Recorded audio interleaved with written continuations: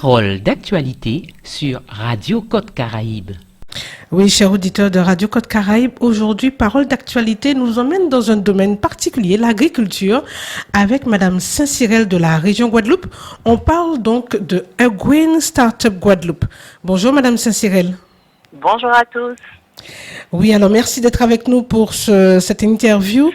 On l'a entendu ces derniers jours, A Green Startup Guadeloupe. Est-ce que vous pouvez nous expliquer en quoi ça consiste exactement?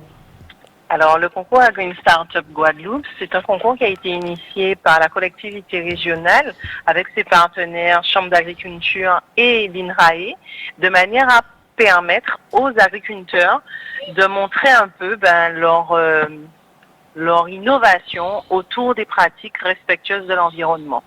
Donc, on parle de pratiques respectueuses de l'environnement au travers des systèmes de production agroécologique. Et donc, c'est l'occasion de pouvoir promouvoir une alimentation, en tout cas une production beaucoup plus saine localement. Bien, voilà. Ce concours s'adresse uniquement aux agriculteurs ou tous ceux qui œuvrent déjà dans le domaine agricole et qui souhaitent développer leur projet peuvent-ils participer? Bien sûr. Alors, l'édition 2023, contrairement à la première édition de 2020, on a souhaité une ouverture un peu plus large, inclusive, de manière à permettre aux agriculteurs, mais aussi aux agrotransformateurs et aux start-upers qui gravitent autour de du secteur agricole, de pouvoir aussi montrer comment eux œuvrent au développement en fait des productions locales. Donc du coup, effectivement, quand on est dans un développement des systèmes agroécologiques, on entend qu'il faut aussi développer une diversification non agricole, d'où le fait d'ouvrir aux catégories d'agrotransformation. Très bien. Alors, vous l'avez souligné rapidement dans un instant, mais justement, je voulais revenir avec vous sur cette première édition qui a eu lieu donc en 2020. On suppose que 2021, à cause de la crise sanitaire, n'a pas permis de mettre en place ce concours. Alors, donc, cette première édition, est-ce que vous pouvez nous en parler? Comment ça s'est passé?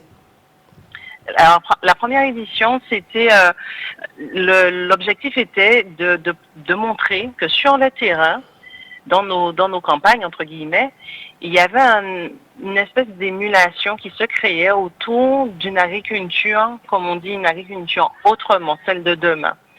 Et donc, le président, au travers des orientations, le président de région, au travers de sa volonté de promouvoir des systèmes plus vertueux, nous a demandé de mettre en lumière les personnes qui faisaient, comme on dit. Et donc, du coup, on a mis en place ce concours-là qui a remporté un vif succès puisqu'en l'espace d'1 mois, on a pu quand même avoir une quarantaine de candidatures. Et donc, on a pu suivre à peu près 13 finalistes dans le carré final pour 7 lauréats et des lauréats qui, entre 2020 et 2023, ont pu développer rapidement leur système de production. Donc ça, c'était intéressant. Ce sont des bons indicateurs pour pouvoir se dire, effectivement, des systèmes tels que les productions agroécologiques sont viables économiquement, mais en plus, au niveau de l'engouement populaire qui est créé autour de cet événement, on a eu un beau succès, d'où le fait qu'il y ait eu une volonté politique de pouvoir la reconduire dans le temps. Alors justement, on l'a vu un petit peu sur les réseaux sociaux pour ceux qui suivent justement l'actualité. Franck Souprayen notamment qui a développé Living Lab. Est-ce que justement vous pouvez nous expliquer, une fois que ces lauréats ont donc obtenu leur prix, qu'est-ce qui s'est passé justement pendant ces 3 ans de 2020 à 2023? Eh bien, on les a accompagnés. Alors oui, effectivement, Franck Souprayen est un bel exemple de réussite, mais comme tous les 6 autres, je serais tentée de dire, parce que du coup, pendant ces 3 ans, enfin 2 ans, puisqu'il s'est écoulé que 2 ans, finalement c'était en décembre 2020, pendant ces 3 ans, ils ont pu avoir une dotation financière pour leur permettre de faire l'investissement phare en fait de leur projet. Donc ça, c'est un premier élément. Ils ont aussi bénéficié pour certains d'un accompagnement technique et administratif pour pouvoir bien structurer le contour de leur projet. Certains d'entre eux ont pu bénéficier d'une belle ouverture, entre guillemets, médiatique, une belle couverture, médiatique. Ça a été le cas de M. Damal. Et puis, Monsieur Souprayen, pour le citer, puisque vous l'avez cité, il a pu aussi poursuivre en fait son développement et on l'a retrouvé lors de la route du Rhum où il a accompagné un skipper sur le développement d'un de produits déshydratés bien adaptés en fait aux conditions de mer. Et donc du coup voilà, ce sont des petites victoires comme ça, des petits succès qui permettent de développer en fait le secteur agricole localement jusqu'à l'agro-transformation, pour l'exemple de Monsieur Souprayen notamment.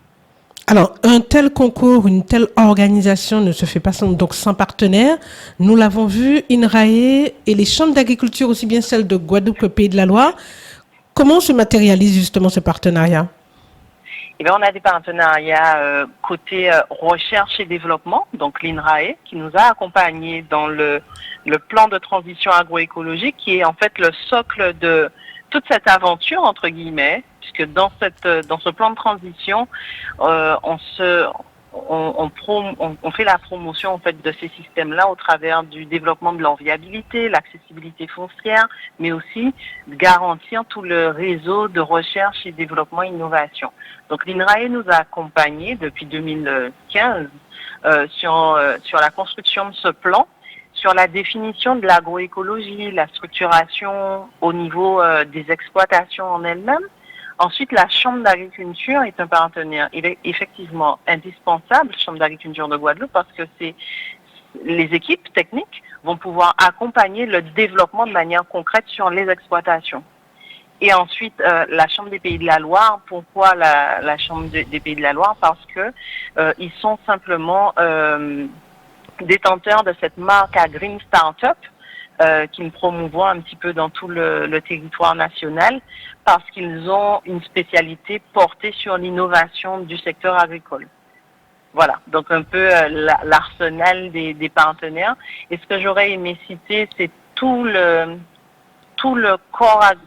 monde agricole, mais aussi tout le monde économique qui nous a accompagnés pendant la première édition, et je pense nous suivra sur la seconde édition, parce qu'en fait le concours à une start-up, ce qu'il a de fort et de très très particulier, c'est que pendant 2 jours, l'ensemble des socioprofessionnels, les compétences locales vont se mettre autour de chacun des candidats pour pouvoir sortir le meilleur d'entre eux. Alors justement, on va en parler dans cette partie qui arrive. Je vous propose justement une légère pause et on revient tout de suite pour détailler ce concours, donc la 2e édition du Green Startup Guadeloupe, dans un instant. Merci Madame Malo.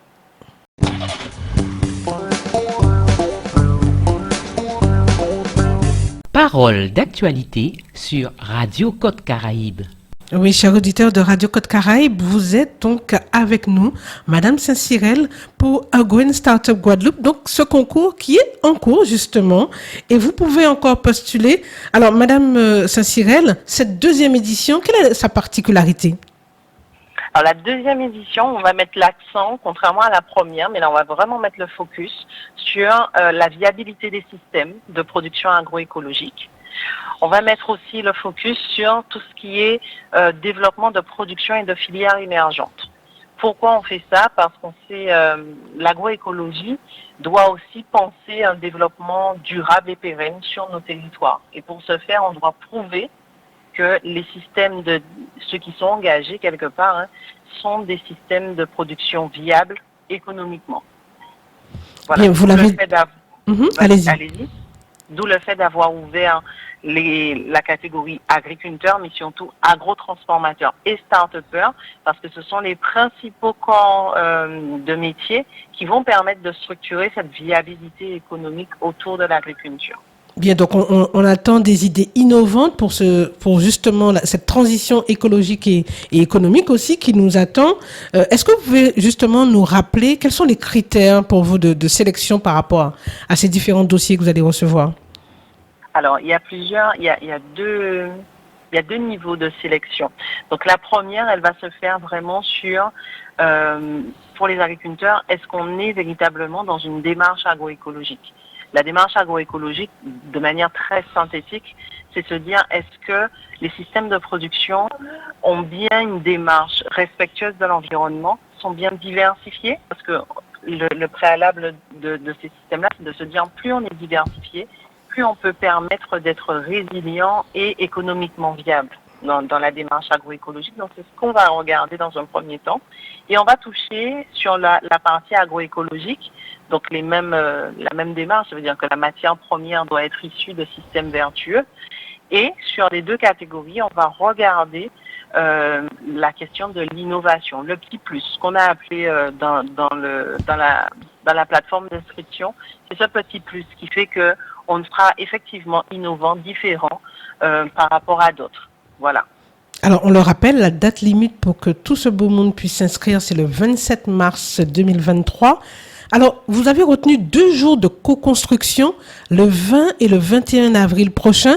Est-ce que vous pouvez nous expliquer concrètement qu'est-ce qui va se passer à ce moment-là?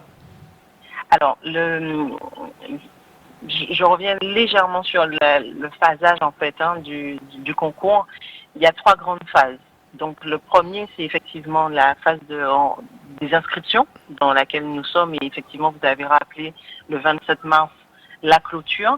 Et entre le 27 mars et le 21 avril, on va laisser la parole déjà à ces futurs finalistes, ces futurs lauréats. Donc, les 15 finalistes vont prendre la parole sur les plateaux. On fera des portraits pour déjà là promouvoir leur innovation. On part du principe que le fait d'être déjà parmi les finalistes, c'est déjà une belle victoire pour eux. Tout à fait.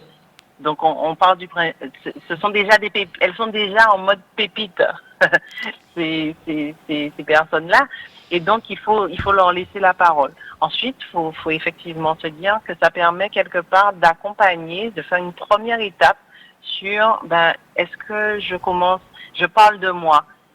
Donc on est sur déjà un premier exercice sur les présentations orales, savoir présenter son projet, se présenter soi-même. Et donc la troisième étape, le 20 et 21, tout un cortège de professionnels aux compétences variées vont pouvoir accompagner des candidats, soit de manière bénévole ou soit de manière qu'il y ait des liens. Ça peut être des acteurs qui évoluent déjà autour du porteur de projet qui viendront se mobiliser avec leur poulain justement ce jour J. Et chacun, en fait, guidé par des animateurs que nous sommes et en lien avec la Chambre des Pays de la Loire, les animateurs des Pays de la Loire, vont pouvoir co-construire. Autour des candidats, on a à peu près 5 à 6 personnes qui graviteront, donc des équipiers venus de toutes spécialités, donc ça peut être du marketing, des spécialistes de la banque, des spécialistes de l'ingénierie de projet, et bien sûr nos techniciens agricoles qui vont se mobiliser. Et puis, ces candidats et leurs équipiers vont être entourés de mentors. Les mentors, ce seront des personnes qui, toujours dans nos compétences locales, auront une expérience beaucoup plus éprouvée du développement de projets, des universitaires, des administratifs, mais ça peut être aussi des entrepreneurs. Voilà. Et donc tout ce monde-là, gravitant autour du candidat pendant 2 jours, vont co-construire vont plutôt affiner, booster le projet qui sera ensuite présenté devant un jury le 21 avril prochain dans l'après-midi. Voilà. Très bien, donc c'est une façon d'aller plus loin, d'approfondir cette idée qui a commencé à émerger et pour avoir un dossier finalisé, c'est bien ça? Exactement. Un projet, en tout cas, présentable dans son contenu auprès de personnes qui accompagneront ensuite son déploiement, présentable face au jury dans un premier temps, et puis aussi cette espèce de co-construction permettra aux porteurs de projet de sortir plus grandis, soit en termes d'idées, soit en termes de démarches à faire, ou soit tout simplement en termes de réseau. Et ça, c'est important parce que du coup, quand je parle de compétences du territoire qui se mettent au service en fait de différents candidats, ça crée des liens presque extraordinaires. Ça veut dire que des gens qui ne se seront pas rencontrés dans la vie de tous les jours se rencontrent ce jour-là et co-construisent pendant 2 jours. Ça crée une dynamique et des liens qui durent encore aujourd'hui pour ceux qui ont participé à 2020. et je suppose qu'ils dureront dans le temps. Et c'est ce qu'ils nous disent là aujourd'hui, hein. Quand on a fait le lancement récemment, mentors et anciens lauréats sont venus et ils ont partagé cette dynamique forte qu'on ne voit pas, hein, puisqu'elle n'est pas, on n'arrive pas à palper financièrement, etc. Mais c'est ce qui permet derrière d'avoir un réseau beaucoup plus solide de partenaires qui permettent ensuite le déploiement plus rapide du projet. Très bien. Est-ce que vous pouvez nous donner quelques mots justement sur ce jury, même si peut-être on va garder le secret encore un petit peu, mais quel est le profil de ces personnes qui auront à juger, si je puis dire, du travail de ces porteurs de projets? Alors les profils seront des experts en fait de notre territoire. Nos politiques aussi seront présents. Cette année, on a aussi un parrain, donc Monsieur Boris Damas, qui fera partie aussi de cette décision finale qui sera prise pour les lauréats. Notre président de région aussi, les présidents de l'INRAE et de la Chambre de l'agriculture de la Guadeloupe, hein, pour appuyer l'ambition partenariale qui est autour de la transition agroécologique. Et, alors ça, c'est la nouveauté de 2023, on a ouvert une catégorie qu'on appelle les jurés populaires, où tout un chacun pourra aussi participer à cette décision finale en s'inscrivant sur la même plateforme que les candidats et pour être présent effectivement le 21 et participer à ce jury final. Voilà. D'accord, donc vous êtes en train de nous dire que la population. C'est ça, donc vous êtes en train de nous dire que la population pourra prendre une part entière à ce concours et au final participer aussi à ce qui va se développer sur notre territoire. C'est ça. Il y a une dimension forte dans ce concours, c'est l'engouement populaire. Et donc du coup, pour vraiment matérialiser ça, au-delà du fait que chacun peut être équipier, que tous les corps et compétences pourront être mobilisés, on demande aussi à notre population de pouvoir s'inscrire pour qu'elle puisse aussi décider de qui est pour la catégorie 2023, de qui sera effectivement les lauréats et donc les porteurs de cette belle initiative autour du développement des systèmes agroécologiques. Donc on rappelle que ce concours, vous pouvez encore postuler, ceux qui nous écoutent sur Radio Côte Caraïbe, donc Eguin Startup Guadeloupe, c'est jusqu'au 27 mars 2023. La plateforme eguinstartup.fr. Madame Saint-Cyril, j'ai envie de vous demander, me semble-t-il, vous avez déjà une trentaine de candidats. Combien de candidatures? Est-ce que vous avez justement un objectif par rapport à ça? Non, on n'a pas d'objectif. Notre objectif, il est plutôt qualitatif, de se dire qu'au travers de ce concours-là, on voudrait identifier nos pépites locales. C'est un vrai concours qui est tourné, alors sur la jeunesse, mais pas que, mais pour pouvoir, c'est une belle occasion de faire émerger ce qu'on a de meilleur sur notre territoire. Donc en termes c'est pas tant le nombre, effectivement, il est important, mais la qualité est encore plus, voilà. Ce qu'on aurait aimé, c'est des candidatures de qualité qui sont vraiment sur des choses auxquelles de manière quotidienne et classique, on ne pense pas et qui pour autant peut structurer un peu notre agriculture, en tout cas notre secteur primaire de demain. Donc c'est une vraie opportunité et là j'invite tout un chacun à s'inscrire pour cette belle aventure, gagner en réseau, gagner en compétences, gagner en confiance en soi et surtout ensuite effectivement en accompagnement qui soit financier, technique ou administratif et ça c'est effectivement une belle occasion tout simplement. Bien, donc on le rappelle, le rendez-vous pour les agriculteurs, agrotransformateurs et tous les porteurs de projets, les startups, dans le domaine de l'agriculture, de l'innovation, puissent nous proposer effectivement des programmes de qualité, vous l'avez dit, jusqu'au 27 mars 2023 sur une plateforme unique, donc eguinstartup.fr. Et là, on vous attend, c'est donc à vous de jouer. Et ensuite, pendant 2 jours, du 20 et 21 avril, 2 jours où vous serez entouré, encadré par des experts, vous l'avez dit, Madame Saint-Cyril, de façon à nous proposer des projets pour aller plus loin en Guadeloupe. Alors, je vous laisse le dernier mot avant qu'on se quitte sur ces quelques mots. Oui, alors j'invite comme vous-même, hein, je réinsiste sur le fait qu'il faille s'inscrire. L'inscription, elle est très simple. On vous demande de vous présenter, de présenter en quelques mots votre projet ou l'idée projet, puisqu'on est à ce stade-là. Et puis ensuite, juste prendre le temps de nous décrire ce petit plus. Parce que dans un premier temps, ça sera sur ce petit plus qu'on va pouvoir dire qu'on accompagnera dans le dernier carré final nos fameux 15 finalistes. Voilà.